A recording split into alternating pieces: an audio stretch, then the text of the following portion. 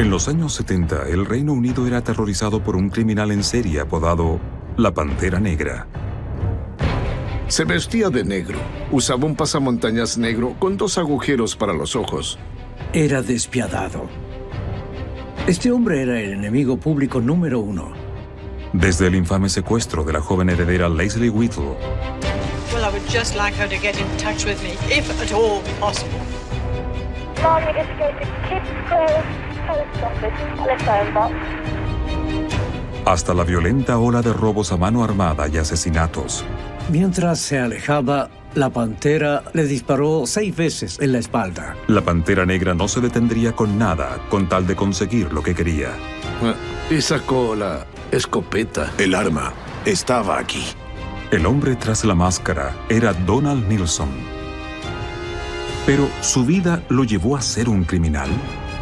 De todos los niños que conocí, él tuvo la peor infancia. ¿O Donald Nilsson nació para matar? Era un hombre malvado. Esa es la verdad. Caso en búsqueda. 4 muertos y se teme que 28 personas más estarían muertas.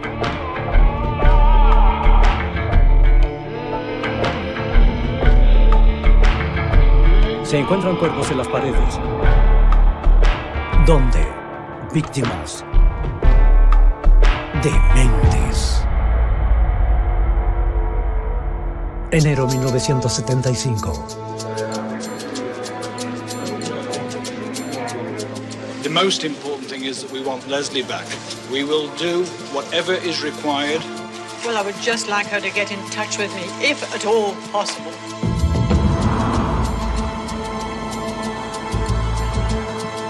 Hailey, Shropshire. La mañana del 14 de enero de 1975, se interrumpió la paz en el pueblo de Hailey por el secuestro de la joven de 17 años, Leslie Whittle. La servicial estudiante vivía con su mamá y era la heredera de una enorme y exitosa empresa de buses turísticos.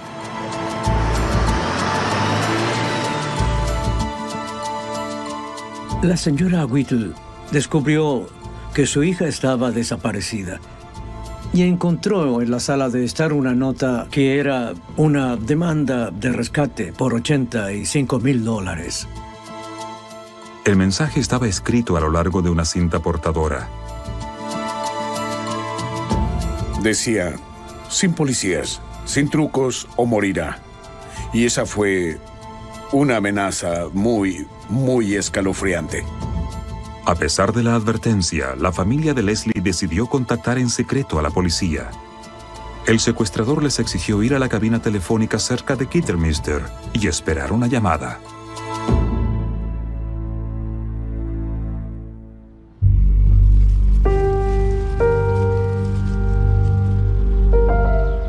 Ronald, el hermano de Leslie, esperó 2 noches que llamaran, pero no lo hicieron. Luego, la tercera noche, cuando la familia se empezaba a desesperar, sonó el teléfono de la empresa turística. La voz era la de Leslie. Marnie, just go to Kids Grove Post Office, telephone box. The instructions are inside. I'm okay, but there will be no police and no trips, okay?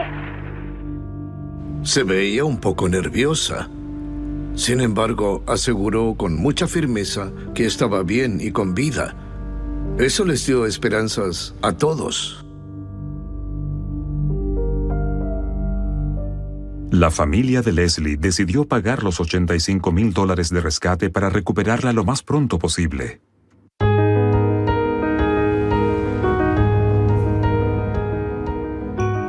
Ron Whittle salió con el dinero dentro de la cajuela de su auto. Ronald condujo hasta la cabina telefónica en Kids Grove, que estaba a casi 100 kilómetros. Buscó frenéticamente el mensaje oculto. I had difficulty in finding the instructions in the phone box, and in consequence there was quite a considerable delay. El mensaje le indicaba a Ronald que debía ir a los alrededores del parque Bathpool y hacer señales con las luces. Pero debido al retraso, Ronald no llegó hasta las 3:30 de la madrugada. Se cree que el secuestrador se asustó por la policía que había en el parque. Las instrucciones decían que no debía haber ningún vehículo policial en el parque Bathpool. Pero después se reveló que al parecer un carro de la policía de Staffordshire hizo una ronda por el parque. Un policía que no sabía lo que estaba pasando fue al parque. Y por esa razón, Ronald nunca encontró el punto de entrega. Y nunca entregó el dinero. Después de fallar en la entrega del rescate, no se supo más. 8 días después, un policía en Birmingham descubrió un vehículo abandonado. Era un vehículo robado. Luego de revisar el interior del carro, se descubrió material que lo relacionaba directamente con el secuestro de la joven Leslie Whittle. Entre la evidencia encontrada en el vehículo habían más grabaciones que el secuestrador le obligó a hacer a Leslie.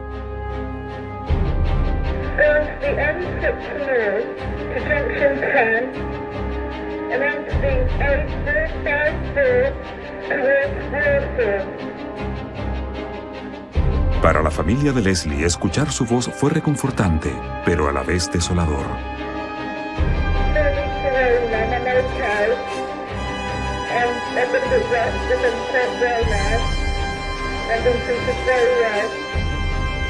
Las grabaciones, junto con más instrucciones dentro de cintas portadoras, dejaron rastros que guiaron a la policía directamente al zoológico Dudley. Pero no encontraban a Leslie Whittle en ningún lado y la policía además hizo un alarmante descubrimiento. El automóvil abandonado tenía relación con un tiroteo que hubo en un patio de carga cercano y que ocurrió 2 días después del secuestro. Gerald Smith hizo enfadar a un hombre y dijo que iba a llamar a la policía. Mientras Gerald se alejaba, el hombre le disparó 6 veces en la espalda. No tuvo reparos en dispararle a Gerald Smith y él tuvo suerte de sobrevivir. Y cuando examinaron las balas con las que le dispararon a Gerald Smith, la policía descubrió la relación más escalofriante hasta ahora. El secuestrador de Leslie era el enemigo público número 1 del Reino Unido. La persona que estaba involucrada en el tiroteo al guardia de seguridad era la Pantera Negra. La Pantera Negra había cometido una serie de brutales robos y asesinatos que por 8 años tenía al norte de Inglaterra aterrorizado. La policía estaba ahora en una carrera contra el tiempo para cazar a la Pantera y así poder encontrar a Leslie Whittle con vida. We're looking for a very cool, a very calculating, and a very ruthless man. He's so ruthless that if you have a go, he'll gun you down. Make no mistake about that. En las siguientes semanas se le puso mucha atención a un hombre de 39 años de Yorkshire, Donald Nilsson. Nilsson nació en la ciudad de Bradford en 1936. Su apellido real era Napi. Su apellido era Napi y se burlaban mucho de él por el significado. Lo molestaban, lo acosaban y como resultado albergó mucho resentimiento y rabia, lo que él reprimió por muchos años. Las personas se burlaban de él y eso lo inhibía mucho. Por eso él estaba decidido a cambiarse el apellido tan pronto como pudiera. Morley, Yorkshire. Donald Napi fue a la escuela con Jerry Corfield. Esta es la escuela a la que asistimos con Donald. Estábamos en la misma clase, Donald y yo. Estábamos en una sala que quedaba al final. Nuestra profesora era la señora Denham. Los niños que estudiaban aquí venían todos de zonas bastante pobres. Donald solía ser un niño muy valiente y muy atrevido. Nosotros éramos de las personas que nos echábamos para atrás y decíamos, ¡oh! eso es un poco arriesgado. Pensábamos las cosas antes de hacerlas. Nappy era el líder silencioso de su pequeño grupo de amigos. Si pueden ver el pequeño edificio de la esquina, podrán ver el techo del edificio. Y Donald se atrevió a saltar desde el techo de ese edificio hasta el suelo. Y nadie más se atrevió a hacerlo, aparte de él. Eso demuestra la especie de niño que era. Él era muy aventurero. Siempre buscaba algo que pudiera hacer para probarles a los demás que él era mejor que los demás. Eso es lo que hacía. Cuando Donald Nappy tenía 11 años, su mamá falleció. Fue muy difícil para Donald perder a su mamá porque sentía que ella era la única persona en quien podía confiar en su vida. Al parecer, el papá de Donald tenía muy poco tiempo para su hijo. Su padre era muy grande, un bravucón. Llevaba a muchas mujeres a su casa. Algunas se llevaban bien con Donald y su hermana, otras no se llevaban tan bien. Y a menudo echaba a Donald de su casa. De todos los niños que conocí, él tuvo la peor infancia, sin duda alguna. Pero lo más importante es que a él realmente le interesaban las armas.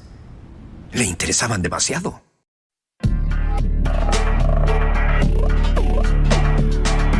A los 18 años, Donald Nappy fue reclutado para su servicio militar. Le encantaban los reglamentos y la disciplina.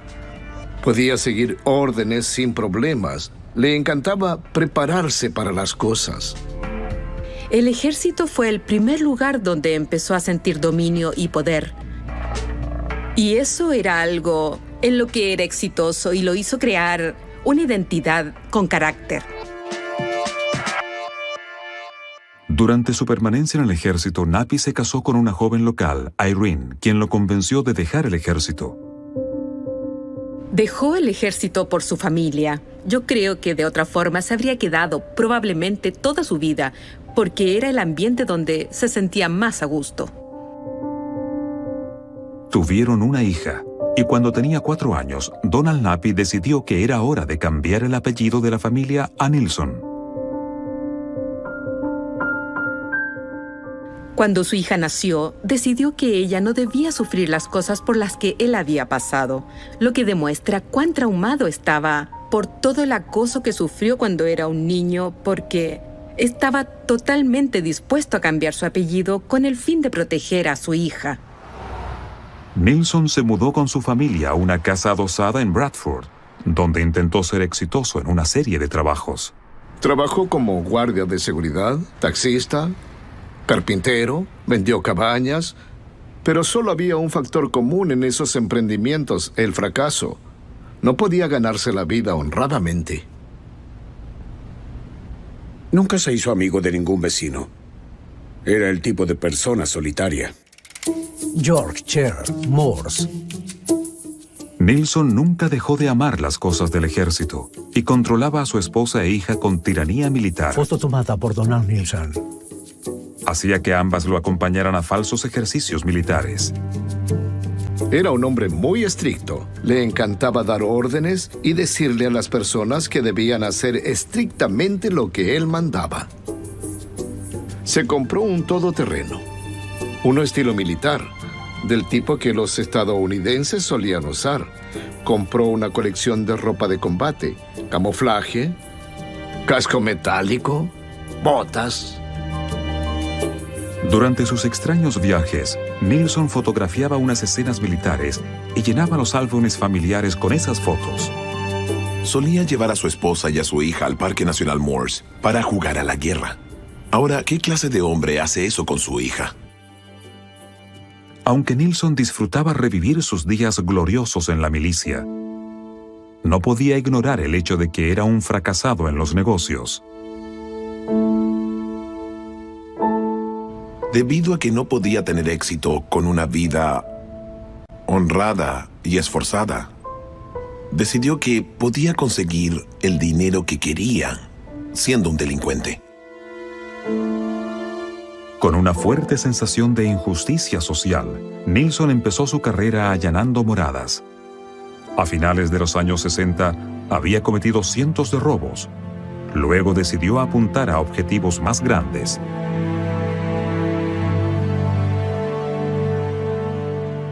Nilsson había estado allanando casas en una zona bastante amplia por un tiempo considerable, antes de tomar la decisión de robar en las oficinas postales y a estar armado con 2 pistolas cargadas.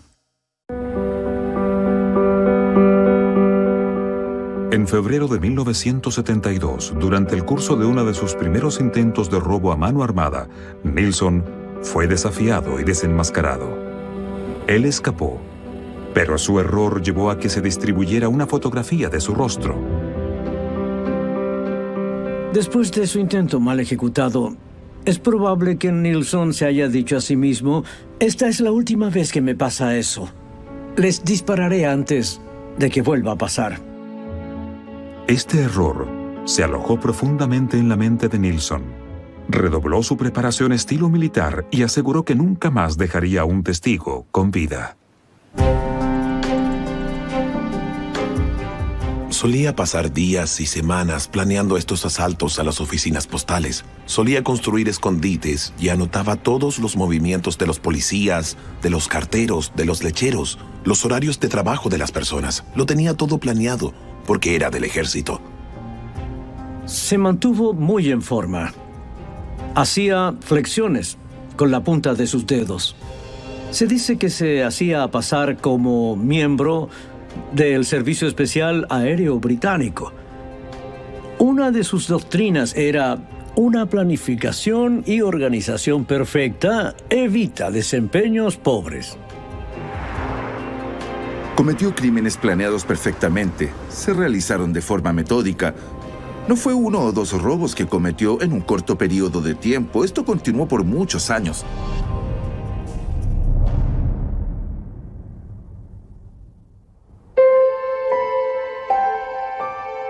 Sin embargo, en Harrogate, al norte de Yorkshire, en febrero de 1974, un robo a mano armada de una de las oficinas postales terminó con una tragedia.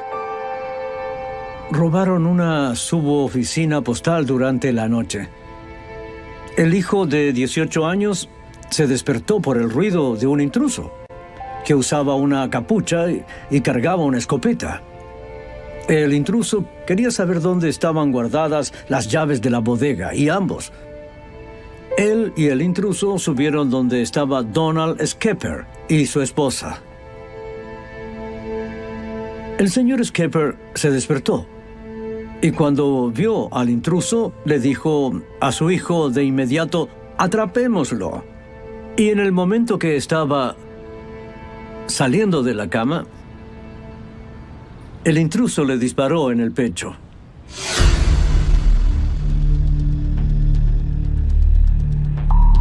Luego, el intruso se escapó. Mientras su hijo llamaba a la policía, el señor Skepper murió en los brazos de su esposa. Donald Nilsson, el ladrón a mano armada, era ahora un asesino y la policía lo buscaba. Había controles de carretera. La policía inmediatamente pensó, ya que escogió un lugar cercano a la calle principal, que debía tener un carro por ahí y se arrancaría en él. No fue así. Encontró un arroyo. Evitó Harrogate. Volvió del sector sur y tranquilamente caminó hasta la estación de trenes. Tomó uno y volvió a casa. Gracias a su meticulosa preparación, Nilsson pudo salir impune del asesinato. Cuando los criminales sienten que han vencido al sistema, se vuelven arrogantes. Creen que son más inteligentes que todos los demás. Creen que pueden hacer lo que sea y salir impunes y se basan en sus experiencias, donde han logrado sus objetivos. El asesinato de Donald Skepper sería solo el inicio de una ola de asesinatos violentos que convertiría a Nilsson en el criminal más buscado y temido del Reino Unido. En 1974, el ladrón armado Donald Nilsson asesinó al subdirector de correos Donald Skepper en un asalto que salió mal. A pesar de la búsqueda policial y de la recompensa que se ofrecía por su captura de $8.500, Nilsson se rehusó a permanecer con bajo perfil.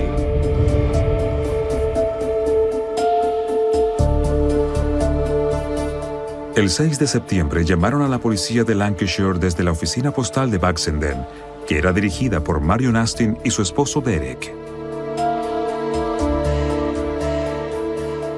Despertaron al subdirector de correos cuando estaba en su cama cerca de las 4 de la madrugada.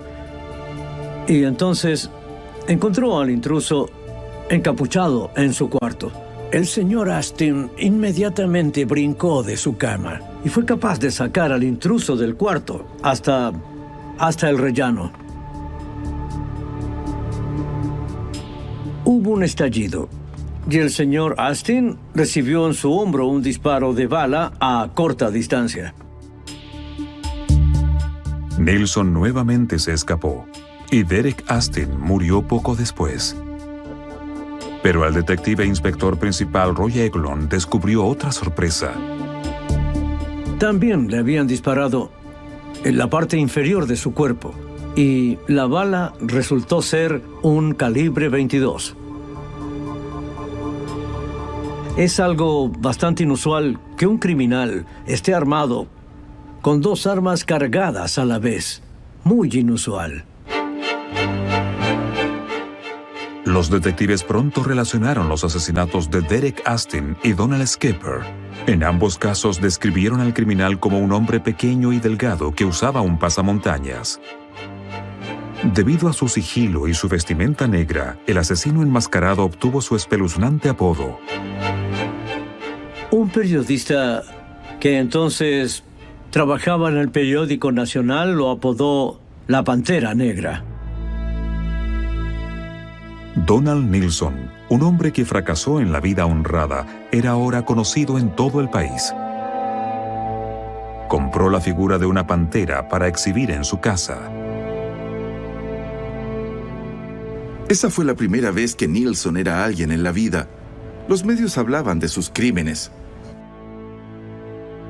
Cuando los medios lo apodaron la Pantera Negra, se compró una pequeña figura de una pantera, lo que demuestra cuánto disfrutaba ese tipo de publicidad.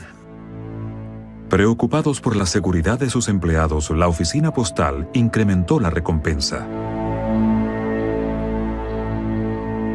Era el criminal más temido de los años 60 y 70. Las personas oían constantemente noticias sobre este hombre. Había numerosas peticiones de la policía para ayudar a encontrarlo. In the 11 days since Derek Astin died, hundreds of detectives and uniformed men have carried the hunt for his killer throughout the north of England. Have you seen this photograph? En ese entonces nuestra preocupación principal era prevenir futuros asesinatos. Esa era la preocupación. ¿Va a asesinar de nuevo?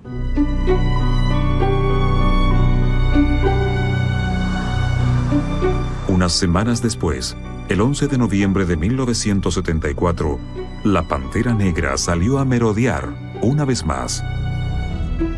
2 oficiales de policía que patrullaban, preocupados por lo que estaba pasando en las oficinas postales, notaron que la luz en una de ellas estaba aún encendida.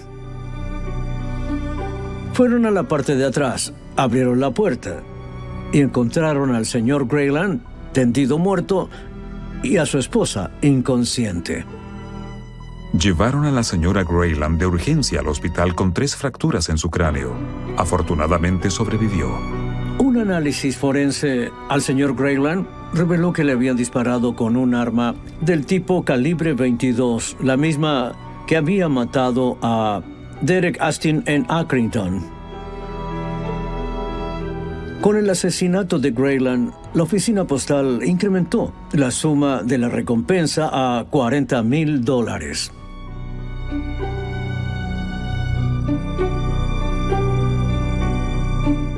La comunidad estaba aterrorizada. Y la policía estaba bajo presión para desenmascarar a la Pantera Negra. Era despiadado, decidido y estaba dispuesto a matar. Este hombre era el enemigo público número 1. A pesar de ser el hombre más buscado del Reino Unido, Nilsson creyó que los robos a mano armada en las oficinas postales requerían de mucho esfuerzo y que la compensación económica era poca. Cada uno de esos pequeños asaltos era obviamente un riesgo. Su idea era conseguir mucho dinero de una vez. Eso lo conformaría mucho más. Recordó el artículo de un periódico que leyó en 1972 acerca de una disputa familiar sobre una enorme herencia. Vio que había una joven de 17 años que heredaría dinero y planeó secuestrarla, pero se tardó aproximadamente 2 años antes de poner su plan en acción. La heredera en cuestión era Leslie Whittle. Vigiló el lugar donde ella vivía de la misma forma meticulosa en que vigiló las oficinas postales. En la mente de Nilsson, el secuestro era la mejor forma de ganar mucho dinero rápidamente. La familia era pudiente y él creía que ellos pagarían el rescate para poder recuperar a su hija. Creyó que podría salirse con la suya. Creyó que era invencible.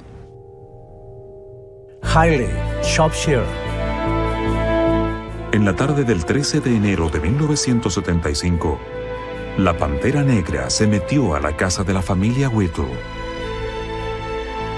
La primera habitación a la que entró era la de la joven Leslie. Ella era un objetivo débil y por eso la ató fácilmente. Sin duda, ella debe haber estado muy atemorizada. Sin embargo, con mucha valentía, hizo todo lo que él le ordenó hacer. Nilsson escondió a Leslie en un lugar donde pensó que nadie la encontraría.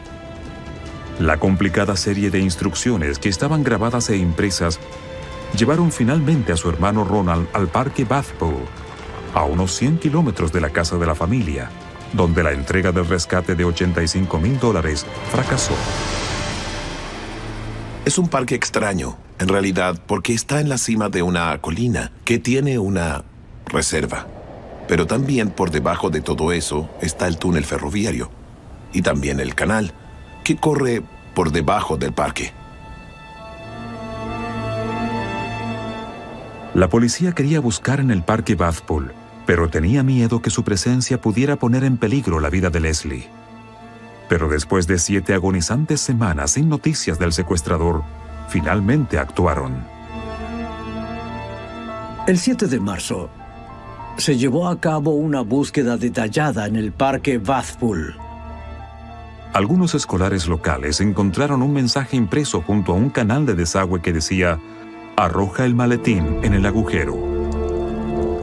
Ese mensaje estaba claramente destinado a Ronald Whittle, con la última instrucción. Los detectives tenían esperanzas de estar cerca de encontrar a Leslie. Inmediatamente empezaron la búsqueda en varios pozos del área. Para la hora de almuerzo, tenían en la mira un pozo que estaba a la entrada del parque. En un pozo de ventilación, encontraron el cuerpo de Leslie colgando de una soga atada al cuello.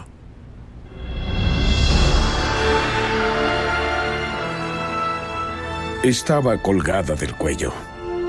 Es algo muy difícil que uno pueda siquiera imaginar. Leslie estaba en una pequeña plataforma de 1,5 metros por 60 centímetros a 18 metros bajo tierra en un pozo de concreto. Su prisión se convirtió en su tumba. Estaba momificada cuando la encontraron, excepto por un pie que estaba sumergido en el agua. 2 metros bajo Leslie corría el agua del túnel. La policía se preguntó si tal vez ella intentó darles una pista en el mensaje que había grabado.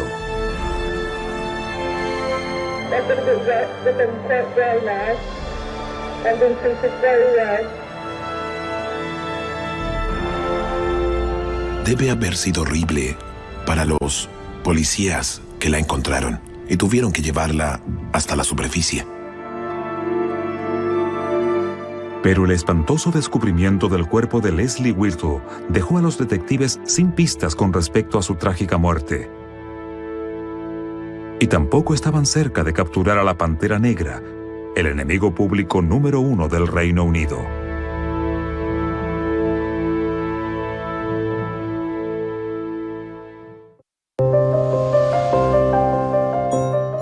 Nueve meses pasaron antes de que un encuentro casual terminara en un momento decisivo.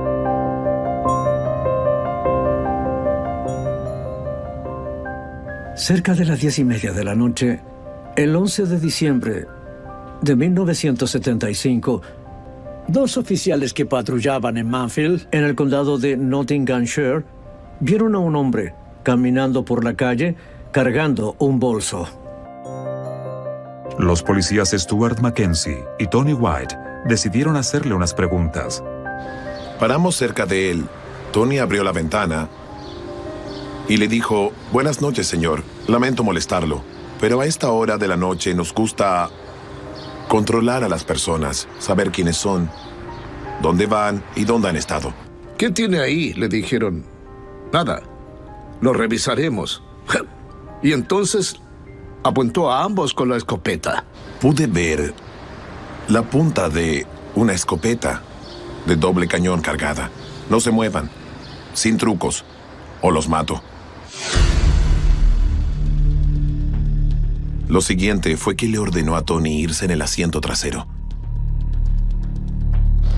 Y entonces se sentó en el asiento del copiloto y me puso el arma bajo el brazo. En otras palabras, el arma estaba aquí. El criminal los obligó a alejar el automóvil del camino. Le hicimos caso. Entonces, de la nada dijo: ¿tienen alguna soga en el carro? Y le dije que no. Y él dijo: bueno, los quiero atar. Y entonces Tony le dijo: creo que tenemos algo en el maletero del carro. ¿Te molesta si reviso? Y él dijo: sí, puedes revisar, pero sin trucos o te mato. Todo lo que decía terminaba con la oración: sin trucos o te mato. Los dos oficiales de policía comenzaron a crear un plan. Tony se empezó a mover en el asiento trasero y fingió que buscaba una soga. Y empezamos a comunicarnos con señales. Yo le decía: sácame esta arma de encima. Y él me respondía con señales: no, resiste un poco más. No hay otra forma de decirlo. Estábamos en serios problemas. Nos estaban secuestrando. Nos iba a llevar al bosque. Nos iba a amarrar y nos iba a matar.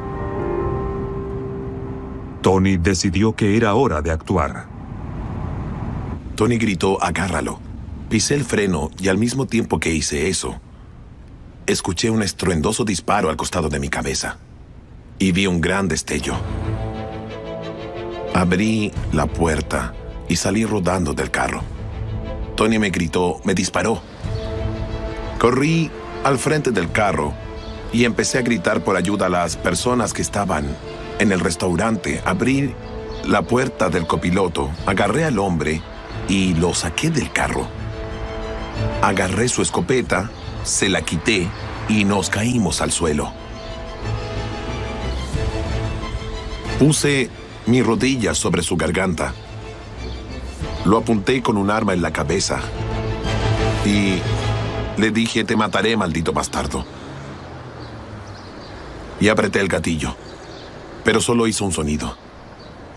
Por suerte, y ahora puedo decir eso, que jalé el mismo gatillo que él había jalado. En otras palabras, era un cartucho vacío. A Tony le habían disparado en la mano y los dos policías estaban teniendo problemas para ponerle las esposas al delincuente. La ayuda provino de una fuente impensada. Un grupo de mineros que estaban haciendo la fila para comprar comida vieron a un hombre violento golpear al policía y vieron que el policía trataba de defenderse. Entonces se abalanzaron sobre él y aplicaron una fuerza excesiva para lograr su arresto. Por alguna razón sabíamos a quién habíamos atrapado. Atrapamos al hombre al que todos estaban buscando, conocido como la Pantera Negra. El reinado de terror de 8 años de la Pantera Negra en el norte de Inglaterra había llegado a su fin. Cuando supimos que habían arrestado a la Pantera Negra, nosotros al fin sentimos de verdad un alivio muy grande. Cuando entré a ese cuarto a ver a Donald Nilsson, se veía deteriorado.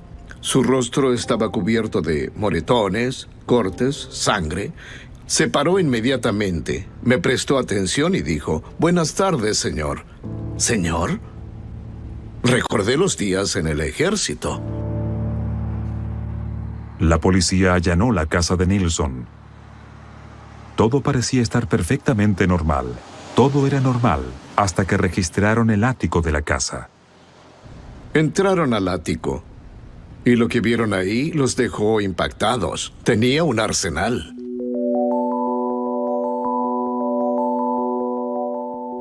Pero también encontraron en su casa una figura con la forma de una pantera negra.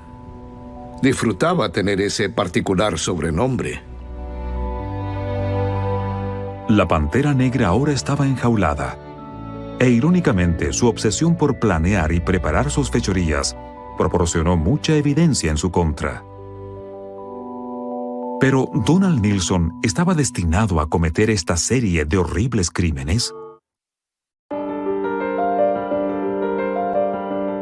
A mediados de los años 70, la Pantera Negra había aterrorizado al norte de Inglaterra con robos a mano armada, secuestros y asesinatos. Una vez arrestado, la policía desenmascaró al despiadado asesino de 39 años, Donald Nilsson. El Donald que conocí era una persona diferente al Donald que cometió todos esos crímenes. Cuando supe la verdad, sentí un poco de odio. En el juicio de 1976, Nilsson negó los cargos de asesinato.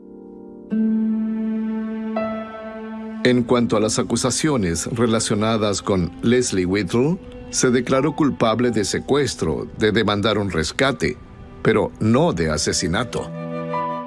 Le revelaron al jurado los detalles de las horribles condiciones en las que estuvo Leslie. Era época de invierno y ella estaba completamente desnuda en el fondo de un pozo de ventilación. 18 metros bajo tierra. Se debe haber congelado. Y estuvo ahí abajo por algún tiempo. Fue muy cruel. No sabemos cuánto tiempo estuvo con vida ahí abajo. Creemos que estuvo ahí algunos días. Hay que considerar que no había escape. Sin embargo, nunca se supo cómo fue que Leslie murió. Retenerla en ese lugar fue algo realmente dramático, porque el hombre la había atado por el cuello con una especie de cadena, de modo que ella estuviera totalmente cautiva sobre ese colchón y en esa área. Entonces, ¿qué sucedió esa fatídica noche de la entrega del rescate? Nilsson entró en pánico. Bajó la escalera con mucha prisa. Sorprendió a Leslie Whittle. Y según su versión, fue en ese momento cuando ella cayó desde la plataforma.